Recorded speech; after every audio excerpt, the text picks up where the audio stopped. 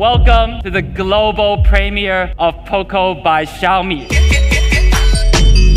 Poco is proud to say that we are the champion of performance. We are proud to call this cool product. First decision we made was to use Qualcomm's top-of-the-line Snapdragon 845. It absolutely flies for gaming, no matter how heavy. As your phone heats up, the performance decreases. And we put that same amazing 4000 mAh battery that everybody loves. And this is a key product decision that we made early on. To the left of the earpiece, we've added these components for infrared face unlock. And this gives you face unlock even in the dark.